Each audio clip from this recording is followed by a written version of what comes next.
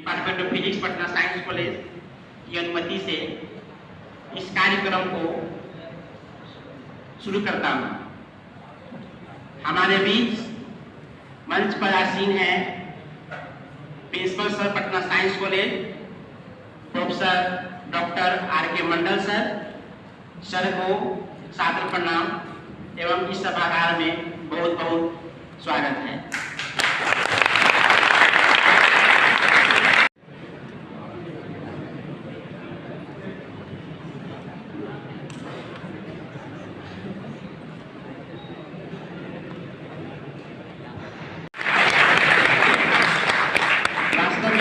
संघर्ष और इनकी सफलता की कहानी को समझेंगे तो यह एनालाइज होगा कि संसार में केवल मेहनत ही आपके साथ। थैंक यू टिंकू जी। हमारे सामने उपस्थित हमारे एचओडी आदरणीय शंकर सर, फिजिक्स डिपार्टमेंट के ऑन वरिष्ठ प्रोफेसर्स एंड हमारे मित्रगण यहाँ के आप लोग के साथ बीच में मौजूद टिंकू जी, आप सभी को मैं आदरपूर्वक नमस्कार करता हूँ। मेरा नाम शशि शेखर है और इस बार की यूपीएससी की परीक्षा में मेरे 240वें रैंक आई है और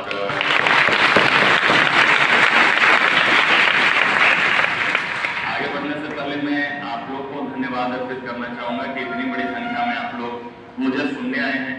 उसमें पहले मैं वहाँ सुनता था,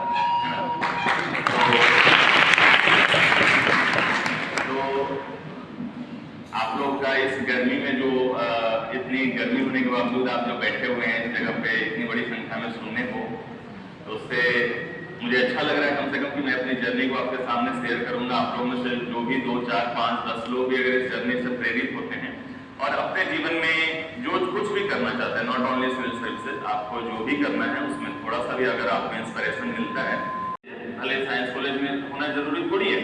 तो पापा ने कहा कि नहीं साइंस कॉलेज में हो आप बायोलॉजी पढ़ दो। बायोलॉजी पापा आते नहीं है कि यहाँ से पढ़ लेंगे, लेकिन आजकल उन्होंने दरार उठा के लिवा दिया एडमिशन यहाँ बायोलॉजी में 10+2 में।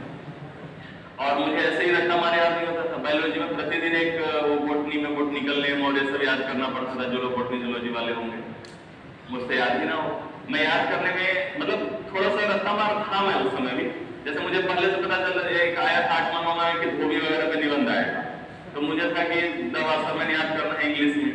पापा को मैंने जगा दिया कि पापा को मैंने कहा कि सुबह पापा आप जगा देना 4 बजे। मैं ठंड के दिन में गांव में तो बिजली होती नहीं थी, लालटेन वालटेन से पढ़ते थे उस समय। तो मैं सुबह 4 बजे और जाड़े की ठंडी रात में दवास्तमैन करके रखा मारता था।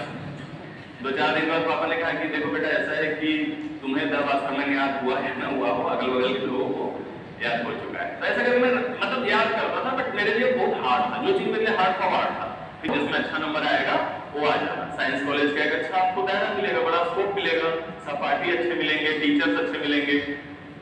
उस समय जो बिहार बोर्ड से मैं था, तो बिहार बोर्ड के जो अध्यक्ष थे वो सर भी साइंस कॉलेज के फिजिक्स डिपार्टमेंट के थे, शायद A.K.P. यादव सर थे। हाँ, तो अब सोचो जो बिहार बोर्ड से आया उसको बिहार बोर्ड के अध्यक्ष सामने इसी कॉरिडोर में घूम रहे हैं, आप यहीं पे घूम रहे हो, यहीं पे घूम रहे हैं, तो एक अलग ही फीलिंग थी। तो ऐसा करके मैं पटना साइंस कॉलेज चीज आप नहीं सोच पाते हो आपको सोचने के प्रेरित करेंगे कि ठीक है तुम ऐसा नहीं ऐसा कर सकते हो।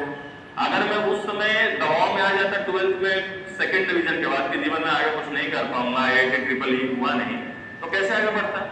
आज जब मैं उसको पीछे देखता हूँ तो मैंने नहीं रखता वो चीज, है ना।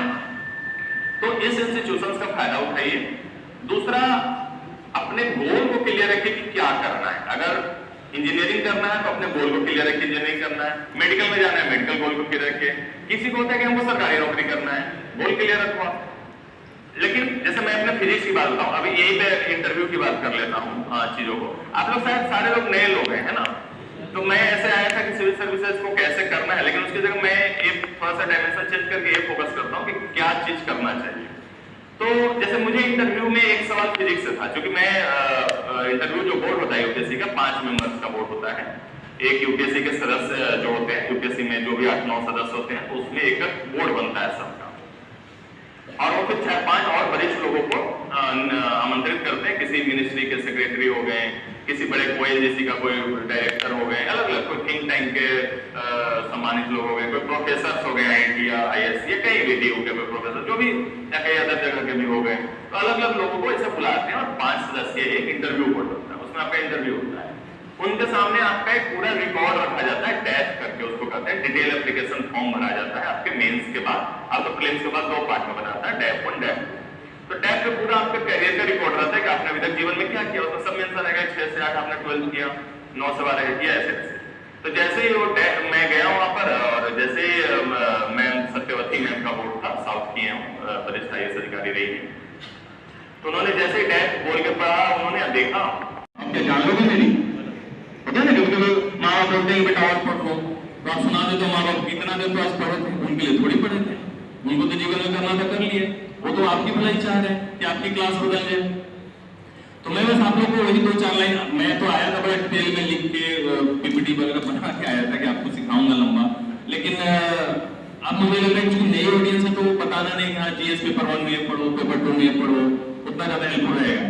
तो मैं बस ये 2-3 चीजें सिखाने आया हूँ आपको कि जीवन में जो भी चीज करना चाहते हो, आप अपने लिए करना चाहते हो, और अपने लिए आप करने में सबसे बेस्ट ये रहेगा कि मेहनत करने से मत घबराओ।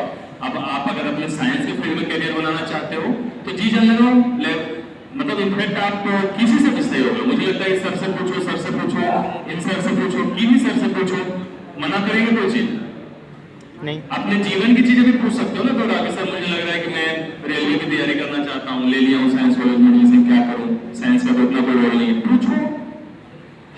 हर चीज का जीवन, रेलवे जो मान लो रेलवे ट्रैक पर जो सफाई कर्मचारी सफाई कर रहा है उसकी भी अहमियत है ना, अगर वो सफाई करना छोड़ देगा तो वही रेलवे ट्रैक गंदगी देने लग जाएगा। तो जीवन में कोई भी काम ये नहीं होता है, कोई भी काम खराब नहीं होता है कि हाँ कोई IAS बन गया तो बहुत अच्छी बात हो गया, कोई प्रोफेसर बन गया तो बहुत अच्छी बात हो गया, और रेलवे ट्रैक साफ करने वाला और सफाई कर्मी भी उतना इंपॉर्टेंट है जितना कि IAS अधिकारी इंपॉर्टेंट है। तो आपको तय करना है कि आपको जीवन में अपने लिए क्या करना है। और इनफैक्ट जैसा मैंने कहा कि जीवंतता तभी बनी रहती है कि जहां पर आप हो उससे आगे का सोचो। अगर आप साइंस कॉलेज जाओगे तो सोचो कि अगला साइंस कॉलेज से आगे कहां जा सकते हैं। और कई सारे लोग के लिए साइंस कॉलेज जो नहीं है उनके लिए साइंस कॉलेज एक सपना है, ठीक है ना। तो जब इस तरीके से जीवंतता बनी रहेगी, अपनी क्लास को आगे बढ़ाने का रास्ता देखते रहोगे, तो कहीं ना कहीं आप आगे बढ़ने के प्रति प्रेरित होते हो, ठीक है। तो इस तरीके से मैं यही बोलना चाहूंगा आपके मतलब कि आगे बढ़ने से पहले 2-3 चीजें मैं बड़ा लंबा प्रिपेयर करके आया था आपके लिए, लेकिन मुझे लग रहा है कि इसका बड़ा कोई रोल है नहीं। जैसे मैं अपना मार्कशीट वगैरह लाया था इसमें दिखाने आपको क्यों UPSC करना है, ऑप्शनल वगैरह कैसे चेंज करना है, ये सबका मुझे लग रहा है कि छोड़ ही देते हैं, रोल उतना ज्यादा है नहीं। सुनोगे UPSC में मैंने बोला ना लगभग 11 से 12 विषय तो आपको जनरल स्टडीज में हो गए, एक आपका अपना ऑप्शनल विषय हो गया, हिंदी इंग्लिश अलग से पढ़ना है, CSET अलग से पढ़ना है, करंट अफेयर्स अलग से पढ़ना है, पेपर अलग से पढ़ना है, मंथली मैगजीन अलग से पढ़नी है। सोचो कितने सारे विषय हैं, कैसे कवर हो पाएगा। एक विषय यहाँ नहीं पढ़ा जा रहा 3 साल में, यहाँ 10-12 विषय पढ़ने। तो पूरी तैयारी के दौरान एक आप अपने अभी के समय में भी लागू कर सकते हैं, जो आप ग्रेजुएशन कर रहे हैं उसमें भी, कि पढ़ने से ज्यादा इंपॉर्टेंट है उसको 2 से 3 बार रिवाइज करना। आप आज कोई चीज पढ़ें और अगर 2 दिन के अंदर उसका 1 से 2 रिवीजन ना हो तो आप यकीन मानो कि 99% वो चीजें भूल जाओगे आप। तो पूरे एग्जाम में मैंने पहले कहा था कि 12 से 13 महीना मैंने इनफैक्ट जो भी लोग निकालता हूँ सब तपस्वी वाला जीवन जीते हैं। तपस्वी वाला जीवन करने का सेंस कि अगर एक रिवीजन शेड्यूल बना लिया, मैंने अपना टाइम शेड्यूल अगर बताऊं आपको, तो मैं जितना देर में पढ़ा, मतलब मैं बहुत ज्यादा देर नहीं पढ़ पाता था, कई साल लोग 12-13 घंटा पढ़ते हैं, लेकिन मेरी अपनी पढ़ाई 6-7 घंटे से ज्यादा नहीं हो पाती थी। लेकिन अगर मैं पढ़ रहा हूँ तो पढ़ रहा हूँ, दुनिया इधर के उधर हो जाएगी, मैं यहाँ पढ़ रहा हूँ तो पढ़ रहा हूँ, दिमाग मेरा ना तो मोबाइल, सबसे बड़ा एक डिस्ट्रैक्शन के कारण मोबाइल है। मोबाइल को या तो मैं फेंकने भी नहीं बोल रहा हूँ, इंटरनेट पे जाना वो सारा चीज सर्च करोगे, लेकिन कई बार उसको एयरप्लेन मोड में रख दो, दुनिया जहां में क्या चल रहा है, क्या स्टेटस कौन लगा रहा है, ये वो सब बहुत डिस्ट्रैक्शन के कारण फोन आ गया। आप तो दिमाग लगा रहे थे आइंस्टीन में, फोन आ गया, सॉलिड स्टेट पढ़ रहे हैं, फोन आ गया, क्या कैसे दिमाग लगेगा। तो रिवीजन शेड्यूल में ऐसे बनाता था कि आज जो चीज पढ़ा उसका मतलब पढ़ने का टाइम मेरा 70 से 80% ही था, 20 से 30% रिवीजन का टाइम था मेरा। कहने का मतलब कि अगर मैं 8 घंटा पढ़ रहा हूँ तो पढ़ूंगा 6 घंटा 2 घंटा रिवाइज करूंगा। कैसे रिवाइज करता था, तो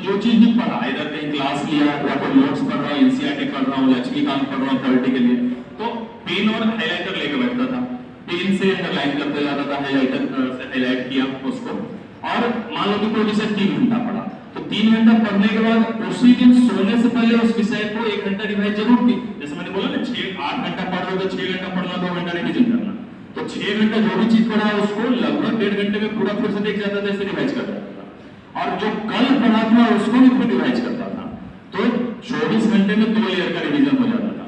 फिर वीक में 6 दिन ऐसे प्रोसेस ले जाता था, 7वां दिन पूरा का पूरा रिवाइज करता था, फिर से तीसरा रिवीजन जो 6 दिन में पढ़ा है, तो उसमें 6 से 7 घंटा मुझे लगता था 7वां दिन, जिसमें पूरा विषय को तीसरा रिवीजन किया। तो ये 3 ईयर का रिवीजन कंटिन्यूअस 1 साल चला, 12-13 महीने, और एग्जाम का जब अंतिम 2 महीना आता है इधर प्रीलिम्स का या मेंस का, जैसे कि आपको पता होगा प्रीलिम्स होता है जनरली मई में होता है, जैसे इस बार 26 मई के आसपास है, और प्रीलिम्स के बाद 3 महीने का गैप मिलता है मेंस के लिए, जो कि बहुत कम होता है, और मेंस के 3-4 महीने के बाद इंटरव्यू